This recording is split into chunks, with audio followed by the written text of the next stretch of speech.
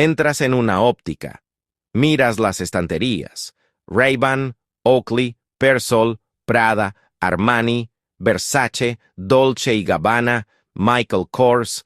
Parece que tienes decenas de opciones, decenas de empresas compitiendo por convencerte, pero esa sensación de libertad es mucho más pequeña de lo que imaginas, porque detrás de muchas de esas marcas aparece el mismo nombre, EssilorLuxottica, una empresa que no solo fabrica gafas, también fabrica lentes, controla marcas, gestiona cadenas de ópticas y participa en prácticamente cada paso que sigue un par de gafas antes de llegar a tus manos.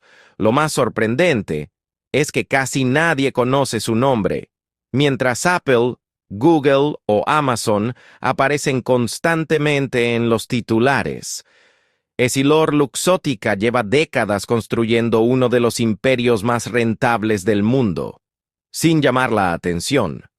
Y para entender cómo llegó hasta ahí, hay que empezar muy lejos de las grandes marcas de lujo.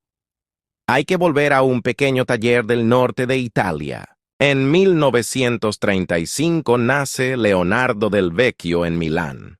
Su infancia está muy lejos del mundo del lujo. Su padre había fallecido antes de que él naciera, y su madre, incapaz de mantener a toda la familia, lo dejó en un orfanato cuando apenas era un bebé. Creció en una Italia marcada por la pobreza y la posguerra. A los 14 años empezó a trabajar como aprendiz en un taller metalúrgico. No fabricaban gafas, fabricaban piezas metálicas. Un trabajo duro, repetitivo. Pero allí aprendió algo que marcaría toda su carrera. Quien controla la fabricación, controla mucho más de lo que parece. Con apenas 25 años tomó una decisión que cambiaría su vida. En 1961 fundó una pequeña empresa llamada Luxottica. Su objetivo inicial era sencillo: fabricar componentes para otras empresas del sector óptico. Bisagras, monturas, pequeñas piezas, nada especialmente glamuroso. Mientras otras compañías buscaban hacerse famosas vendiendo al consumidor, Del Vecchio prefirió convertirse en el proveedor que nadie veía. Era un negocio discreto, pero muy rentable. Cada nuevo cliente significaba más producción, más experiencia y más conocimiento sobre cómo funcionaba toda la industria. Con el tiempo empezó a darse cuenta de algo. Las empresas que encargaban las piezas eran las que se llevaban el reconocimiento. Ellas ponían el logotipo. Ellas fijaban los precios. Ellas construían la marca. Luxottica hacía gran parte del trabajo, pero apenas capturaba una parte del beneficio. Y fue entonces cuando Del Vecchio empezó a hacerse una pregunta. ¿Y si dejaba de fabricar para otros y empezaba a vender bajo su propio nombre? Durante los años 70, Luxottica dejó de limitarse a fabricar componentes. Comenzó a diseñar y producir monturas completas. Parecía un cambio pequeño, pero no lo era. La empresa dejó de ser un simple proveedor industrial. Ahora quería competir directamente en el mercado. Y pronto descubrió una realidad incómoda. Fabricar un buen producto no era suficiente, porque quien controlaba las tiendas, controlaba también las ventas. Podías fabricar las mejores gafas del mundo, pero si nadie las colocaba en los escaparates, nadie las compraría. Muchas empresas aceptaban esa dependencia, negociaban con distribuidores, esperaban conseguir un hueco en las ópticas, competían por espacio. Del Vecchio no quería depender de nadie. Si otra empresa controlaba el escaparate, siempre tendría la última palabra. Así que empezó a pensar mucho más allá de las fábricas. No quería fabricar más, quería controlar el camino completo que recorría un producto desde el diseño hasta el cliente. Una idea que décadas después se conocería como integración vertical, y estaba dispuesto a construirla paso a paso. Hasta ese momento, Luxottica ya había conseguido algo extraordinario. Fabricaba, Diseñaba, poseía algunas de las marcas más famosas del mundo y producía las gafas de muchas otras. Para la mayoría de las empresas, eso habría sido suficiente. Pero Leonardo del Vecchio no quería participar en el mercado, quería definir cómo funcionaba.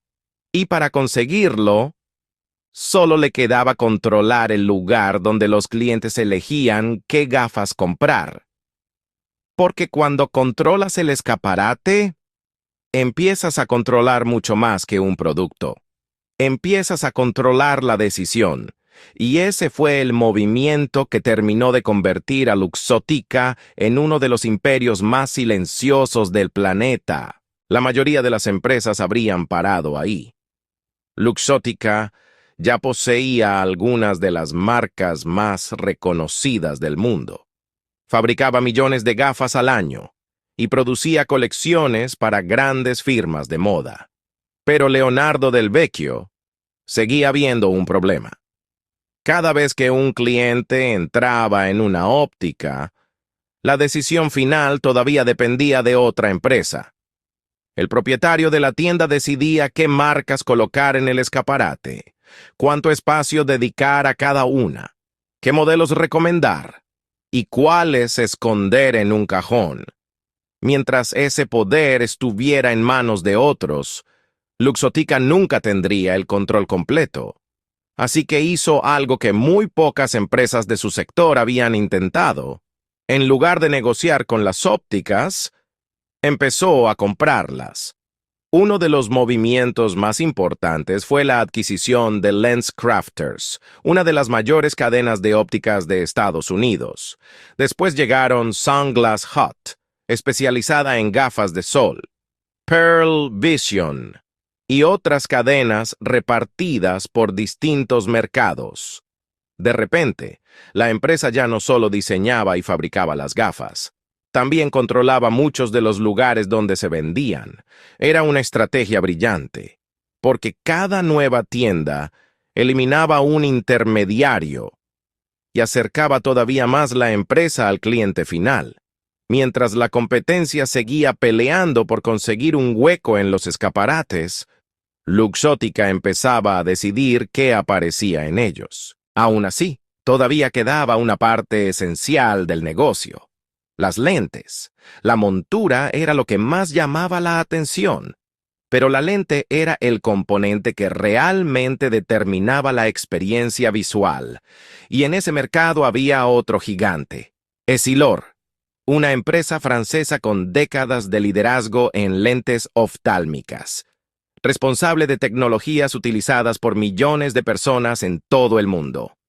Durante años, ambas compañías dominaron áreas distintas de la industria.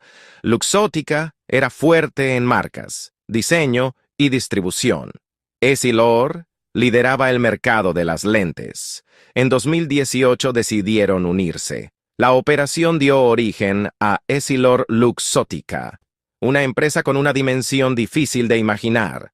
Desde ese momento, el grupo reunía marcas internacionales, fabricación, tecnología óptica, lentes graduadas, distribución y miles de puntos de venta. Ya no era simplemente un fabricante, era un ecosistema completo, una empresa capaz de participar en casi todas las etapas del recorrido que sigue un par de gafas, desde el diseño inicial hasta el momento en que un cliente sale de una óptica con ellas puestas. Aquí aparece un concepto que explica gran parte de esta historia: la integración vertical. En muchos sectores, una empresa fabrica un producto, otra lo distribuye, otra lo vende. Cada una depende de la siguiente. Essilor Luxottica redujo esa dependencia. Si diseña la montura, fabrica la lente, produce el producto, lo distribuye y además participa en la venta. Puede coordinar toda la cadena con mucha más eficiencia. Eso significa menores costes logísticos, mayor capacidad para lanzar nuevos productos, más información sobre las preferencias de los consumidores. y una enorme fuerza en las negociaciones con proveedores y socios comerciales. No significa que controle todo el mercado, porque existen competidores importantes, marcas independientes, fabricantes especializados y miles de ópticas que no pertenecen al grupo. Pero sí significa que pocas empresas tienen una presencia tan amplia dentro de un mismo sector. Y esa dimensión genera un poder difícil de igualar. Precisamente por ese tamaño, EssilorLuxottica también ha recibido críticas durante años. Algunos expertos consideran que una concentración tan elevada puede reducir la competencia. Otros sostienen que disponer de tantas marcas y canales de distribución fortalece enormemente su posición frente al resto del mercado. Por ese motivo, diferentes autoridades de competencia han analizado algunas de sus grandes operaciones antes de autorizarlas, especialmente la fusión entre Essilor y Luxottica. Finalmente, la operación salió adelante en distintos mercados, aunque bajo la supervisión de los reguladores correspondientes. Eso no significa que la empresa actúe fuera de la ley. Significa que cuando una compañía alcanza un tamaño tan grande, las autoridades examinan con detalle el impacto que puede tener sobre la competencia. Y eso, por sí solo, ya dice mucho sobre la magnitud del grupo. Para la mayoría de las personas, nada de esto resulta visible. Entran en una óptica, prueban varios modelos, comparan precios y eligen las gafas que más les gustan. Todo parece un mercado lleno de empresas diferentes, pero detrás de muchas de esas decisiones existe una infraestructura común. Una misma compañía puede haber participado en el diseño, la fabricación, las lentes, la distribución e incluso en la tienda donde se realizó la compra. No porque obligue al consumidor a elegir una marca concreta, sino porque lleva décadas ampliando su presencia en cada eslabón de la cadena.